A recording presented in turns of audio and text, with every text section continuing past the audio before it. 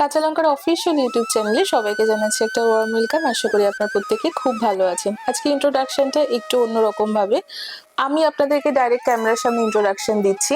আজকে ঝোল পোস্ত বানাবো। আলু পোস্ত তো আমরা বাড়িতে বানাই, আলু পোস্তটা আসলে একটু ঝোল ঝোল হলে সেটাকে আমরা ঝোল পোস্ত বলে থাকি। আলুর জায়গায় অন্য সবজি দিয়েও করা যায়, তবে আজকে আলু দিয়ে করব।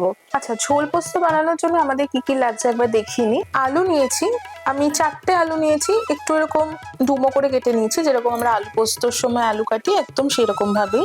আচ্ছা, আমি 2টো শুকনো লঙ্কা নিয়েছি, 5 থেকে 6টা কাঁচা লঙ্কা নিয়েছি, যে যেরকম ঝাল খাবেন সেই অনুযায়ী নেবেন। আমি এবার পোস্ত নিয়েছি, আমি 4টে আলু নিয়েছি, সেই অনুপাতে আমি 2 টেবিল স্পুন পোস্ত নিয়েছি। 1 টিস্পুন 5 ফোড়ন নিয়েছি। 2টো টমেটো নিয়েছি, টমেটোগুলোকে পরে আমি কেটে নেব। একটু টমেটোটা একটু বড় মাপেরই কাটবো, সেই জন্য আমি গোটা রেখেছি। স্বাদ মতন নুন নিয়েছি, স্বাদ মতন চিনি নিয়েছি। ঝোল পোস্ত বানানোর জন্য আমাদের এ কটাই উপকরণ লাগছে। এটা আমার বাড়ির রেসিপি, আমার ঠাকুমার রেসিপি।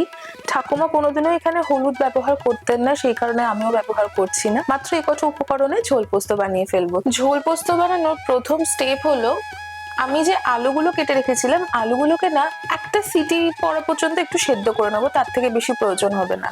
আমি এখানে প্রেসার কুকারে 1 কাপ মতো জল আগে থেকে গরম করতে বসিয়ে দিয়েছিলাম। জলটা ফুটছে, এতে আমি আলুগুলো দিয়ে দেবো।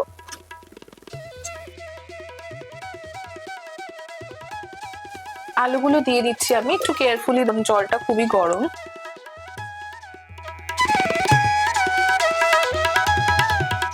আলুটা দিয়ে আলুটা যতক্ষণে সেদ্ধ হবে ততক্ষণে পোস্তটা বেটে নেব। প্রেসার কুকারে লিডটা দিয়ে দিলাম, যেরকমটা বললাম একটা সিটি বা একটা হুইসেল পড়লেই হয়ে যাবে।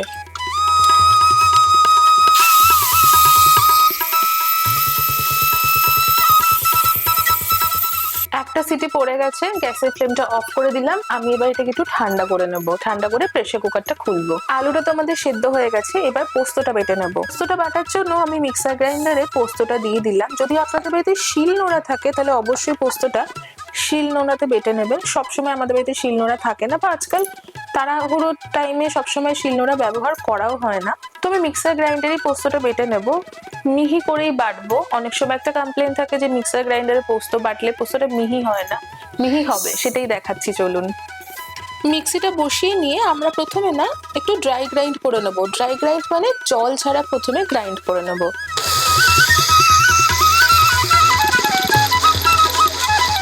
দেখুন, ড্রাই গ্রাইন্ড করে নিয়েছি, পোস্তটা কিন্তু সুন্দর গুঁড়ো হয়ে গেছে। এবার এটাতে জল দিয়ে আবার গ্রাইন্ড করবো। পোস্তটা দেখবেন সুন্দর মিহি বাটা হয়ে গেছে, চলুন দেখাই। দিয়ে দিলাম আমি অল্প একটুখানি জল, দিয়ে দিলাম আমি 2টো কাঁচা লঙ্কা। চলুন আবার এটাকে গ্রাইন্ড করে নিই, মানে পোস্তটাকে আবার গ্রাইন্ড করে নিই।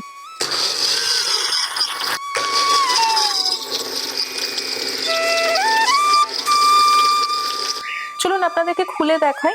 দেখুন পোস্তটা সুন্দর মিহি করে একদম বাটা হয়ে গেছে। আমি একটা কড়াই বসিয়ে নিলাম। পোস্ত রান্না মানেই কিন্তু সর্ষের তেল। আমি এখানে সর্ষের তেল দিয়ে দিলাম, বেশি দেব না, 1 to 2 টিস্পুন মতো সর্ষের তেল দিয়ে দিলাম। তেলটা একটু গরম হোক, তার মাঝখানে চলুন চটপট করে টমেটোটা কেটে নিই। এই রান্নাতে টমেটোটা কিন্তু অপশনাল, আপনারা চাইলে টমেটোটা দিতেও পারেন, নাও দিতে পারেন, তবে টমেটোটা দিলে কিন্তু বেশ ভালো লাগে। আপনারা মনে করলে পেঁয়াজও ব্যবহার করতে পারেন। টমেটোটা কিন্তু আমি একটু বড় করেই কাটছি, খুব ছোট ছোট করে কাটছি না, রান্না করতে করতে টমেটোটা গলে যাবে। এইদিকে আমাদের তেল গরম হয়ে গেছে, প্রথমেই দিয়ে দিলাম 5 ফোড়ন। 5 ফোড়নের পরই দিয়ে দিলাম আমি 2টো শুকনো লঙ্কা, দিয়ে দিলাম 2টো কাঁচা লঙ্কা। যে যেরকম ঝাল খাবেন সেই অনুযায়ী ব্যবহার করবেন। মিনিট খানেক একটু সতে করে নেব। 5 ফোড়নের সুন্দর একটা যখন গন্ধ বেরোবে, সেই সময় আমি কেটে রাখা টমেটো গুলো আমি দিয়ে দেব।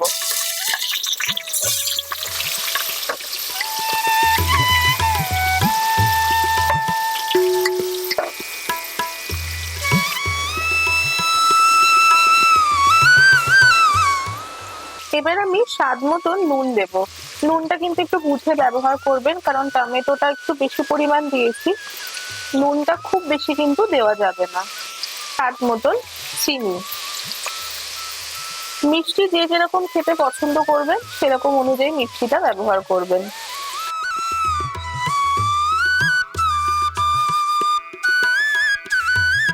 এইবার তো টমেটোটা আমাদের একটুখানি গলে আসা পর্যন্ত রান্না করে নিতে হবে।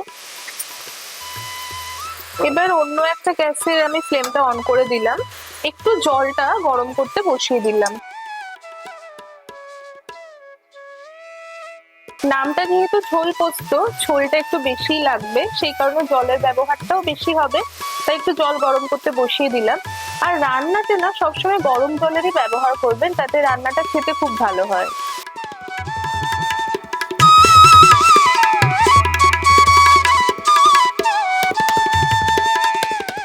টমেটো কিন্তু একদম গলে গেছে, এবার আলুটা দিয়ে দেব। এদিকে দেখুন আমার আলু কিন্তু সুন্দর সেদ্ধ হয়ে গেছে। আমি এবার আলুটা দিয়ে দিলাম। আলুটা দিয়ে টমেটোর সাথে আলুটা ভালো করে মিশিয়ে নেব। আর আলুটাকে না একটু ভাজা ভাজা করে নেব, খুব বেশি ভাজা ভাজা করার প্রয়োজন নেই।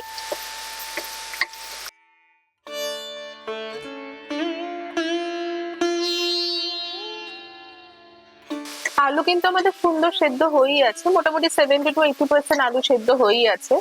আলুটাকে একটু ভাজা ভাজা করে নিতে হবে জাস্ট।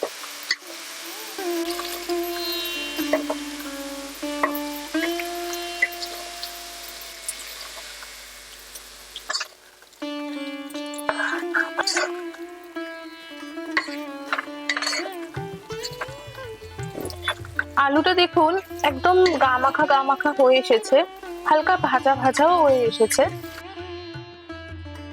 হালকা ভাজা ভাজাও হয়ে এসেছে।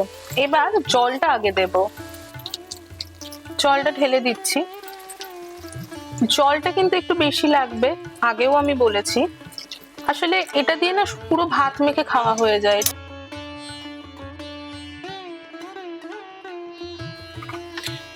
আমি এই রান্নাটাতে কোনো রকম লঙ্কা গুঁড়ো ব্যবহার করিনি, হলুদও ব্যবহার করিনি, অথচ দেখুন সুন্দর একটা রং এসেছে। এটা কিন্তু টমেটো থেকেই আসে। আপনারা যদি কেউ মনে করেন যে একটু হলুদ বা লঙ্কার গুঁড়ো ব্যবহার করবেন, করতেই পারেন, তবে এই পার্টিকুলার রান্নাটাতে হলুদ লঙ্কা না ব্যবহার করেও কিন্তু খুব ভালো লাগে খেতে। আচ্ছা, এই ঝোল পোস্তটা আপনারা কিসের সাথে খাবেন, এই প্রশ্নটাও মাথায় আসতে পারে। গরম ভাত আর ঝোল পোস্ত, আর কিচ্ছু লাগবে না। যদি ভাত খেতে ইচ্ছে না করে, ডিনারে বানালেন, ধরুন ডিনারে তো আমরা রুটি খাই, পরোটা খাই, তার সাথেও কিন্তু ভালো লাগবে। তবে গরম গরম ভাতের সাথে ঝোল পোস্ত খেতে সব থেকে বেশি ভালো লাগে।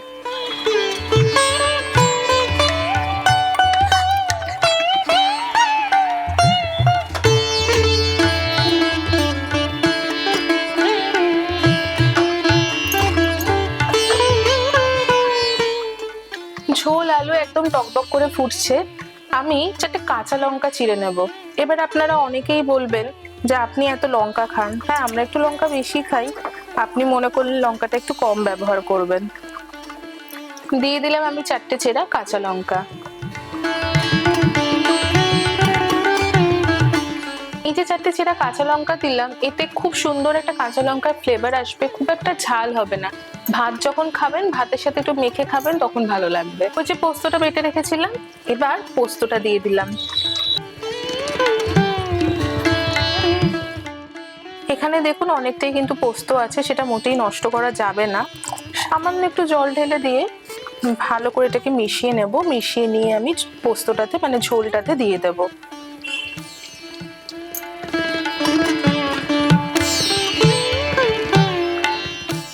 ভালো করে এটাকে একটুখানি আমি মিশিয়ে নিচ্ছি। এবার ভালো করে পোস্তটা মিশিয়ে নিলাম। আর বেশিক্ষণ রান্না হবে না, এই হাই ফ্লেমে 2 থেকে 3 মিনিট মতো রান্না করে নিলে কিন্তু রেডি হয়ে যাবে। অলরেডি ভীষণ সুন্দর একটা গন্ধ বেরোতে শুরু করেছে। আমাদের ঝোল পোস্ত কিন্তু একদম তৈরি হয়ে গেছে।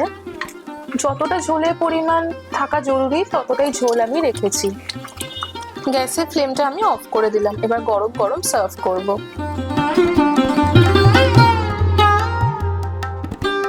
চলুন তাহলে সার্ভ করি একদম গরম গরম ঝোল পোস্ত। আমি তো আলু দিয়ে করেছি শুধু, আপনারা চাইলে কিন্তু এখানে আরো সবজি দিতে পারেন। গরমকালে করলে গরমকালের সবজি কিছু দিতে পারেন। পোস্তর একটা খুব সুন্দর গন্ধ বেরিয়েছে। তবে আমি এখানে কিন্তু আর একটুখানি কাঁচা সর্ষের তেল দেব। ছড়িয়ে দিচ্ছি ওপর থেকে কাঁচা সর্ষের তেল। খুব সহজ রেসিপিটা। আপনাদের কেমন লাগলো রেসিপিটা কমেন্ট সেকশনে কিন্তু অবশ্যই জানাবেন। খুব খুব সহজে বাড়িতে বানিয়ে ফেললাম ঝোল পোস্ত। আমরা বাড়িতে এইভাবেই ঝোল পোস্ত বানাই, আপনারা বাড়িতে কিভাবে বানান সেটা কমেন্ট সেকশনে অবশ্যই জানাবেন। যারা নতুন নতুন রান্না শিখছেন তাদের জন্য তো আজকের রেসিপিটা খুবই সিম্পল। আশা করি আপনাদের আজকের এই ঝোল পোস্ত রেসিপিটা খুব ভালো লেগেছে। যদি আজকে ঝোল পোস্ত রেসিপিটা ভালো লেগে থাকে তাহলে অবশ্যই আমাদের চ্যানেলটা মানে কাঁচা লঙ্কাকে সাবস্ক্রাইব করবেন, আমাদের ভিডিওটা লাইক করবেন আর এই ভিডিওটা প্রত্যেকের সাথে শেয়ার করবেন। দেখা হবে আরো একটা সুন্দর রেসিপির সাথে। ততক্ষণের জন্য প্রত্যেকে খুব ভালো থাকবেন, সুস্থ থাকবেন আর কাঁচা লঙ্কাকে এভাবেই ভালোবাসা সাপোর্ট দিতে থাকবেন। See you soon and happy cooking.